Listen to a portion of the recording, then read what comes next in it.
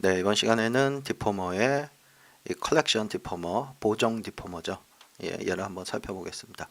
이 보정 디포머는 어떤 오브젝트를 이렇게 변형을 시켜주는, 오브젝트를 깨트리지 않고도 변형시킬 수 있는 그런 장점이 있고요. 약간의 어떤 몰핑 기능도 좀 갖고 있다고 보시면 됩니다. 얘 때문에, 스트렝스 때문에 약간의 어떤 몰핑 기능도 갖고 있는데, 이 한번 살펴보도록 하죠. 자, 제가 어떤 실린더를 하나 만들었고요. 실린더에 일단 개수를 조금씩만 줄일게요. 이 정도만.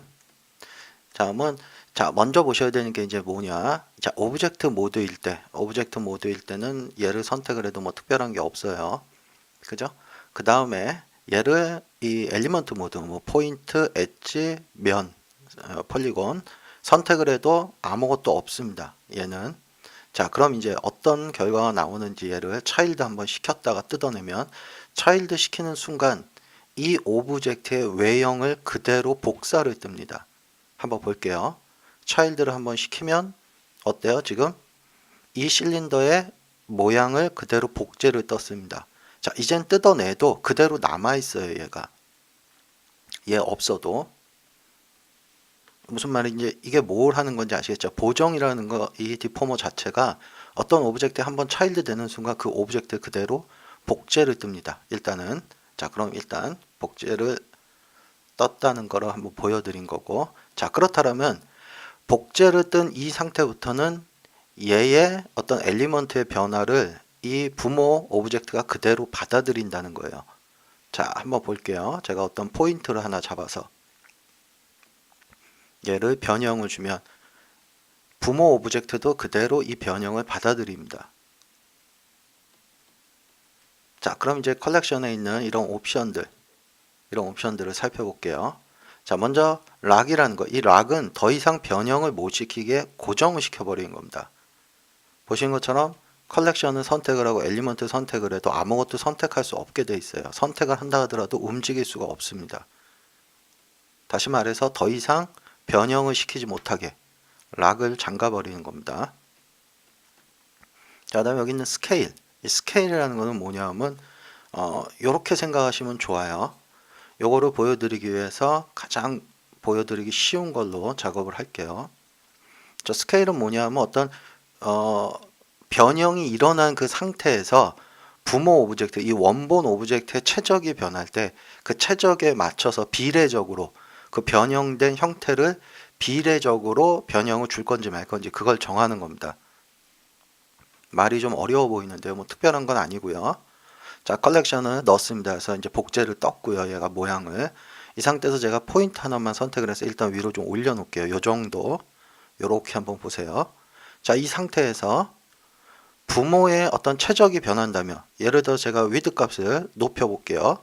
자, 높이거나 줄이거나 해도 이 포인트의 높이는 고정되어 있죠. 예. 그런데 스케일을 체크하면 이제부터 얘의 최적이 변하면 이 변형된 포인트가 비례적으로 커졌다 줄었다 합니다. 어떤 건지 이해가 되시죠? 그래서 어떤 변형된 그 형태를 원본이 변하는 그 최적에 맞춰서 비례적으로 변형을 적용할지 말지 그걸 정하는 겁니다. 그래서 제가 보여드리려고 면을 쓴 거고 가령 이런 거에다가 제가 변형을 하나 줘 볼게요. 자, 포인트를 하나 짚고 요렇게. 자, 이 상태에서 한번 보세요. 이제 제가 이 스피어를 레디우스 값을 줄이거나 늘리거나 하면 요 변형이 일어난 이 상태, 요 길이나 이런 걸 한번 비교를 해보세요. 줄이거나 이러면 어때요? 얘의 변형은 그대로 유지가 되죠. 길이나 이런 게. 원본의 최적이 변한 것과 상관없이. 자, 그런데 이 컬렉션의 스케일을 체크를 하면 얘의 최적이 변한 거에 따라서 이 변형된 이 값도 비례적으로 늘었다 줄었다 한다는 겁니다. 예, 이해되시죠? 예, 그래서 본인이 어떤 식으로 작업을 하는 게 편한지는 여러분들이 판단하셔서 스케일을 쓸지 말지 선택을 하시면 되는 겁니다. 자, 그 다음에 여기 매핑이라는 거는 간단하게 얘기해서 제가 처음에 그랬죠. 이 컬렉션이라는 건 뭐냐면 차일드 되는 순간 부모의 형태를 그대로 복제를 떠옵니다. 그때 그 복제 뜨는 방식을 여기서 정하는 거예요. 그래서 UV 방식을 따라서 복제를 뜰 건지, 니어레스트 이건 뭐냐, 가장 근사치에 있는 그 포인트들을 기준으로 복제를 뜰지 아니면 노멀을 이용해서 복제를 뜰지 정하는 건데, 사실 이거에 대한 설명은 헬프 파일을 보시면 자세하게는 되어 있습니다. 설명이. 근데 사실 이 모든 거를 여러분들이 100% 이해한다는 거는 사실 좀 어려울 수 있어요. 예, 그래서 어떤 식으로 제가 설명을 드리는 게 더 편할 거냐면, 굳이 이거를 아주 원리를 완전하게 이해하는 데는 무리가 있습니다. 예, 그래서 굳이 이거를 다 이해하시려고 하시지 마시고, 뭐 특별히 그렇게 뭐 대단한 건 아닙니다. 또 매핑 뜨는, 그러니까 이 복제하는 방식이 세 가지 정도가 있는데, 얘 같은 경우는 언제 쓰냐 하면 이럴 때 쓰시면 됩니다. 어떤 오브젝트가 있는데, 자 한번 보세요. 예를 들어 드리는 거예요. 얘를 제가 컬렉션으로 보정을 하기 위해서 컬렉션 하나 적용을 시킬게요. 자, 적용을 시켰는데 보시면 어떻습니까?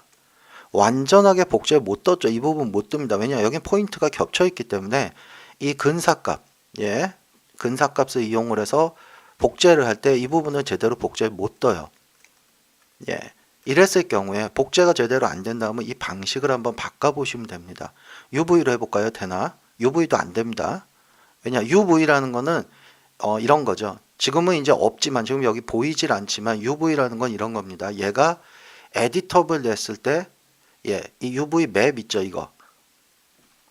예, 이 맵에 이런 포인트들 있죠. 이 위치 값을 인식을 해서 얘가 복제를 뜨는 겁니다. 예, 근데 UV나 뭐 아까 봤듯이 기본적인 근사값이나 별반 차이가 없기 때문에 제대로 복제를 뜨질 못해요. 컨트롤 Z에서 다시 돌릴게요, 이거. 자, 그렇다면 다른 걸로 한번 바꿔볼게요. 노멀. 노멀은 어떻게 되는지. 노멀은 정상적으로 요런데 아무 문제 없이 복제를 뜨죠. 예, 그래서 여러분들 어떤 오브젝트에 컬렉션을 적용을 했을 때 복제를 제대로 못 떠오면 주로 이런 데서 생깁니다. 포인트들이 겹친 부분. 네, 이랬을 경우에는 이 매핑 방식을 바꿔가면서 어떤 게 가장 이 오브젝트에 잘 어울리는지 그걸 판단하셔서 복제를 뜨시면 되는 거예요. 굳이 뭐 이거의 원리를 다 이해하실 필요는 없습니다. 그리고 참고적으로 UV라는 거, 이 UV라는 거는 여러분들 나중에 이제 뭐 공부하시면 아시겠지만 이 UV 에디트 같은 거 있죠. 이런 데서 여러분들이 얘를 어떻게 수정하는가에 따라서 완전히 달라지게 됩니다. 제가 한번 얘를 망가뜨려 볼게요. 예를 들자면 이런 거예요. 제가 UV를 쓸 건데, 그러니까 저 컬렉션의 그 매핑이라는 거에 UV가 과연 어떤 식으로 뜨는지 얘를 한번 완전히 망가뜨려 보겠습니다. 제가 일부러 아이고, 오브젝트를 선택을 하고, 아이고, 깨트리진 않았네요. 깨트릴게요. 이건 그냥 제가 극단적인 예를 보여드리는 거니까 크게 그렇게 신경 쓰지 않으셔도 됩니다.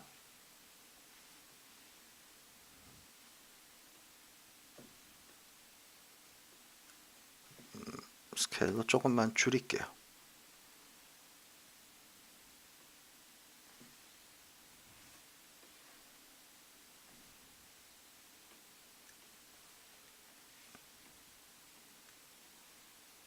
아이고.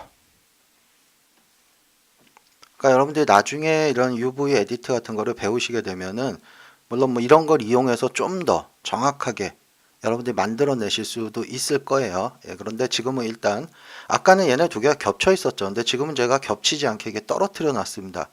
예, 아까는 이 면과 이 면이 겹쳐 있었는데 지금은 제가 그러니까 UV를 수정을 했다 이겁니다.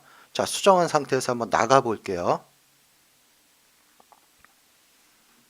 자, 그래서 컬렉션을 한번 선택을 해서 자, UV 태그를 여기다 넣겠습니다. 그래서 엘리먼트 보면 어떻습니까? 완전히 다르게, 그러니까 우리가 지금 보고 있는 이 오브젝트의 면, 선 이런 거와는 전혀 다르게 되죠. 왜냐? 얘를 따르고 있기 때문에 그래요. 이 상태. 그래서 원리까지 이해하기는 좀 힘드실 거예요. 예, 그거는 뭐 저도 마찬가지입니다. 어쨌든 UV를 이용을 해서 복제를 뜬다는 거. 그렇기 때문에 UV는 이 UV를 본인이 완전히 이해해서 어떤 뭐 구조나 이런 것까지 알고 있지 않다면 사실 UV로 정확한 오브젝트를 만든다는 것은 사실 조금 어려울 수 있습니다. 예, 그래서 제가 저는 그냥 극단적인 예를 보여드린 거고, 이게 도대체 뭘 따르는지, 어떤 걸 이용해서 복제를 뜨는지. 그래서 지금 같은 경우는 그냥 노멀이나 이런 게 가장 잘 복제를 뜨는데 이용되는 방식입니다. 자, 그럼 이제 나머지 옵션들을 조금 더 살펴볼게요. 이 자체가 그렇게 복잡한 기능을 갖고 있는 디포머는 아닙니다. 이거 캡은 일단 좀 뺄게요. 그래서 여기다가 컬렉션을 줄게요. 그래서 제가 뭘 하고자 하는 거냐면 요렇게 원형으로 요 면을 좀 이렇게 키우고 싶어요. 바깥쪽으로 늘리고 싶어요. 그런데 얘를 깨트리고 싶지는 않습니다. 이 실린더 상태, 이 프리미티브 상태를 그대로 유지하고 싶어요. 이랬을 경우에는 컬렉션이라는 것을 이용을 해서 이 오브젝트를 복제를 뜨고 이 컬렉션의 면을 선택을 해서 원하는 면을 선택을 해서 예를 들어 스케일을 늘린다면 오브젝트가 변하겠죠. 바로 자, 이때 이제 보시면 아까 제가 몰핑의 기능도 약간 갖고 있다라고 말씀을 드렸죠. 그게 뭐 때문에 그러냐면 이 컬렉션은 얘를 갖고 있습니다. 스트렝스. 이게 강도예요. 뭐냐? 이 부모가 이 컬렉션 보정된 이 디포머의 영향을 얼마나 받을 거냐 말 거냐 이겁니다. 그래서 얘가 약하면 디포머 쪽으로, 그러니까 디포머의 변형을 많이 받아들이지 않아요. 원본으로 돌아가겠죠. 예, 그래서 이것도 어떻게 보면 약간의 어떤 몰핑의 기능이라고 보셔도 됩니다. 실제로 우리 몰프 태그 같은 거가 이런 걸 해주는 거기 때문에. 자, 그래서 여기 있는 스트렝스가 뭔지. 자, 그럼 아래쪽에 있는 거는 뭐냐면 업데이트 프리즈 리셋이 있는데 먼저 프리즈를 볼게요.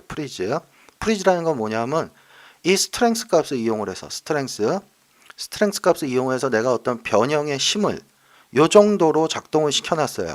그럼 이제 난 이 디포머, 여기 요 디포머 컬렉션 얘의 모양을 현재 요 정도, 요만큼만 적용된 상태로 프리즈를 시키고 싶을 때 쓰는 겁니다. 얘를 누르면 현재 오브젝트의 형태로 다시 프리즈가 돼요.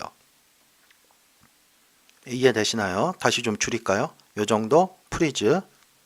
예, 그래서 이 프리즈라는 거는 단순하게 여러분들이 어떤 변형된 디포머로 내가 어떤 변형을 시켰는데 그 강도나 이런 거를 조절해서 다시 그 상태로 이 디포머를 프리징 시킬 때, 그러니까 다시 뭐라 그럴까요? 만들어낼 때, 예, 그때 쓰신다고 생각하시면 됩니다. 자, 그 다음에 이제 이 업데이트라는 건 뭐냐면, 물론 이제 보세요. 원본에 제가 세그먼트를 늘려볼게요. 세그먼트를 하나, 두 개 정도 늘릴게요. 다시 오면 어때요? 지금 보시는 것처럼 제대로 반영을 하지 못했죠. 업데이트가 안 됐습니다. 그죠? 엣지는 여기 있는데, 선들은 여기 있고 포인트들은 여기 있는데 디포머가 변형을 제대로 반영하지 못했어요. 네, 이랬을 경우에 업데이트를 쓰는 겁니다. 업데이트 누르면 다시 복제를 뜨는 겁니다. 자, 이거는 이럴 경우 오브젝트가 변형되지 않았다라면 굳이 업데이트 누르지 않아도 정상적으로 업데이트를 제대로 시켜줍니다. 자, 지금 이 상태에서 아무런 변형도 제가 주지 않았죠. 엘리먼트 단위로 어떤 변형을 주지 않았습니다. 지금. 자, 이 상태라면 예를 들어 얘 세그먼트 하나만 늘릴게요. 그럼 얘 와서 보면 이렇게 제대로 변형이 돼 있어요. 그러니까 내가 어떤 변형을 가하지 않았다라면 웬만해서는 그냥 업데이트 다 시켜줍니다. 얘가. 자, 그런데 예를 들어 내가 이런 식으로 인위적으로 뭔가 변형이 일어났을 때 얘를 조절을 하면 이 변형을 제대로 반영하지 못해요. 이해되시죠? 예, 그래서 이랬을 경우에 업데이트라는 걸 눌러서 변형된 디포머의 오브젝트의 모양을 다시 복제를 떠오는 겁니다. 자, 마지막에 있는 리셋 뻔하겠죠? 리셋 누르면 초기화 되는 거고요. 리셋 누르면 변형을 초기화 시키는 겁니다. 자, 그래서 이 컬렉션이라는 거는 어떤 오브젝트를 주로 이 프리미티브 상태나 이런 것일 때 주로 많이 씁니다. 깨트리지 않고서도 어떤 엘리먼트 단위로 내가 수정을 할 수 있다는 장점이 있어요. 그래서 이 컬렉션이라는 디포머를 쓰는데 이제 얘를 활용하는 방법, 과연 이 컬렉션이라는 게 굳이 변형을 위해서만 쓰느냐, 그런 건 아니고 우리가 알고 있는 오브젝트를 깨트렸을 때의 장점은 뭡니까? 점선면이나 이런 것들에 셀렉션이라는 거를 만들어낼 수 있죠. 태그를. 그래서 그 셀렉션을 이용을 할 수 있는데 프리미티브 상태에서는 그걸 못합니다. 그죠? 깨트리지 않았기 때문에 점선 면 단위를 셀렉션으로 만들 수가 없어요. 그랬을 경우에 이 컬렉션을 이용하면 굉장히 도움이 많이 된다는 겁니다. 자, 이렇게 한번 생각을 해볼까요? 그러니까 요거는 활용법이라고 보시면 됩니다. 뭐 캡은 뺄게요.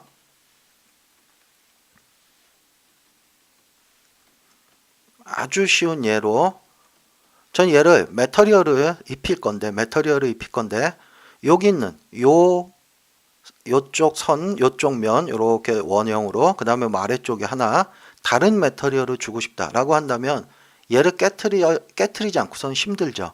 왜냐? 얘를 깨트려야지만 우리가 점선 면 단위로 선택을 할 수 있기 때문에 그죠? 이렇게 하고 얘를 셀렉션으로 만들고 그죠? 그 다음에 텍스처를 하나 여기다 넣고 셀렉션을 넣어야지만 이 부분에 텍스처가 들어갑니다. 자, 컨트롤 Z 누를게요. 자, 근데 얘를 깨트리지 않고도 컬렉션을 이용하면 이게 가능하다는 겁니다. 자, 한번 볼게요. 컬렉션. 자, 이 상태에서 다시 루프 툴로 여기 셀렉션으로 만들게요. 자, 그런데 이제 이 셀렉션을 얘가 갖고 가는 건 얘한테 넘겨주는 거예요. 이해되시죠? 그럼 이제 얘 매터리얼을 넣으면 전체가 적용되는데 여기다 셀렉션을 넣으면 여기에만 들어갑니다. 자, 주의하셔야 되는 거. 얘 지금 깨졌어요? 안 깨졌어요? 안 깨졌습니다. 그냥 프리미티브 상태예요. 그렇기 때문에 얘를 얼마든지 조절할 수 있다는 겁니다. 자, 한번 또 다른 활용법을 한번 보겠습니다. 또 다른 활용법. 자, 이 컬렉션이라는 거는 이렇게 깨트리지 않고서도 어떤 엘리먼트 단위를 내가 셀렉션으로 만들 수 있는 장점이 있기 때문에 이런 거 한번 생각해 볼게요. 또. 자, 얘는 그냥 큐브입니다. 근데 나는 베벨이라는 디포머를 쓰고 싶어요. 베벨이라는 디포머를. 자, 디포머를 쓰고 싶은데 자, 이렇게 할게요. 전체가 지금 기본적으로 들어갑니다. 엣지에. 그죠? 근데 나는 얘를 요 부분만, 요 엣지에만 베벨을 적용하고 싶다면 방법은 이것밖에 없죠. 얘를 깨트려서, 그죠? 원하는 엣지를 선택을 하고 얘를 셀렉션으로 만들어서 이 베벨에서 얘를 써야 되는 거죠. 그래야지만 여기만 적용이 되죠. 컨트롤 Z 하겠습니다. 자, 근데 얘를 깨트리지 않고선도 컬렉션을 이용하면 가능하다는 거죠. 컬렉션, 요거 잠깐 뺄게요. 그래서 이 컬렉션에서 요 부분만 선택을 하고 얘를 셀렉션으로 만들고 이 셀렉션을 얘가 넘겨봤고요. 베베 이제 얘는 넘겨줬기 때문에 사실 없어도 이거 상관없어요. 지워도 상관없습니다. 예, 있어도 상관없고 없어도 상관없고요. 얘를 적용을 시키고 셀렉션을 가져다 쓰면 되는 겁니다.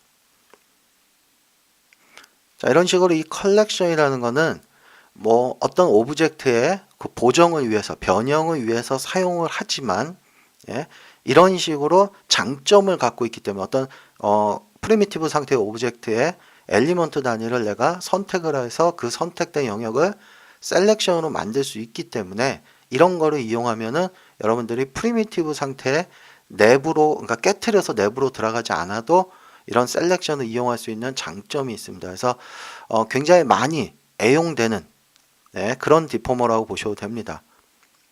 그래서 컬렉션 디포머에 있는 옵션 살펴봤으니까 한번 정리를 해 두시면은 작업할 때 굉장히 도움이 많이 되실 거예요. 컬렉션이라는 디포머는. 자, 정리 한번 하시기 바랍니다.